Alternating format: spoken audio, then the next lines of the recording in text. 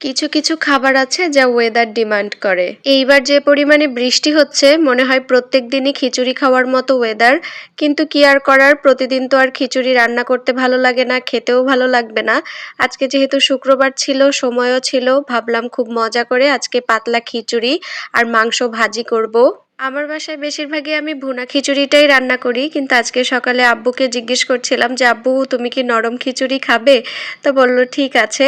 তো বেশি করে ডাল দিয়ে ভাবলাম নরম করে খিচুড়ি রান্না করি। এখানে আমি ৩ রকমের ডাল নিয়েছি, মুসুরির ডাল, মুগ ডাল আর খেসারির ডাল। সবকিছু মিশিয়ে নিলাম, এবার হচ্ছে ধুয়ে নিয়েছি। তারপরে তো আমি সব ধরনের মশলা এখানে দিয়ে দিচ্ছি। পেঁয়াজ দিয়েছি, তারপরে রসুন বাটা, আদা বাটা, হলুদের গুঁড়া, মরিচের গুঁড়া, একটু মাংসের মশলা, তারপর হচ্ছে আর কি লবণ, এই তো সবকিছু দিয়ে একদম সামান্য পরিমাণ তেল দিয়ে সুন্দর করে মাখিয়ে বেশি করে পানি দিয়ে আমি হচ্ছে বসিয়ে দিব।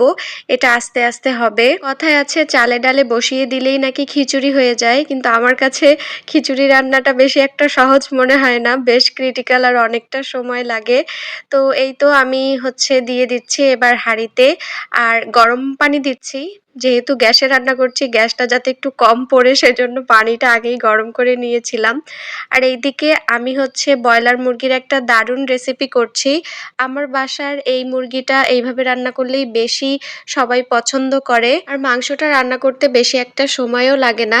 এখানে আমি প্রায় সব ধরনের মশলাই দিয়ে নিয়েছি। এবার একটু মানে কষিয়ে মতন নিব।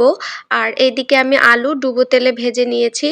তারপরে বেশি করে মানে অনেক বেশি পরিমাণ পেঁয়াজ দিতে হবে, শুকনা মরিচ আর রসুন কুচি দিয়ে সেটাকে ভেজে তারপরে দিয়ে দিলাম আলু আর এই যে একটু মানে সিদ্ধ করে রাখা মাংস। তারপরে এবার দিয়ে দিচ্ছি জিরা আর গরম মশলার গুঁড়া। এবার জাস্ট ভাজতে হবে, ভাজতে ভাজতে একদম যেভাবে আমরা ভুড়ি মানে ভাজি করে ফেলি ওইভাবে একদম ভাজি করে ফেলতে হবে। এটা খেতে অনেক বেশি মজার। আর এখানে আমি হচ্ছে খিচুড়িটাও বাগার দিয়ে নিচ্ছি। দিয়ে দিলাম পেঁয়াজ কুচি, তেজপাতা, শুকনা মরিচ আর একদম অল্প পরিমাণে একটু পাঁচফোড়নও দিব আস্ত। পেঁয়াজটা বেরেস্তার মতো হয়ে আসলে এই বাগারটা আমি খিচুড়িতে দিয়ে দিব। আর খিচুড়িতে হচ্ছে বাগার দেওয়ার পরে আর বেশি সময় রান্না করতে হয় না, একদম বাগারটা দিয়েই গ্যাসটা অফ করে দিব। তারপরে এখানে একটা মশলা দিচ্ছি, সেটা হচ্ছে জিরা, গরম মশলা আর হচ্ছে সামান্য পরিমাণ পাঁচফোড়ন শুকনো খোলায় টেলে তারপরে ভেজে তারপরে হচ্ছে গুঁড়ো করে নিয়েছি। আর পাতলা খিচুড়িতে যেটা একদম না দিলেই নয় সেটা হচ্ছে বেশি করে একটু ঘি। ঘি দিলে এই খিচুড়ির টেস্টটাই অন্যরকম হয়ে যায়।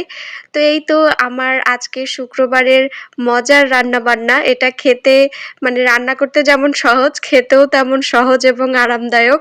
তো এখানেই বিদায় নিলাম। আল্লাহ হাফেজ।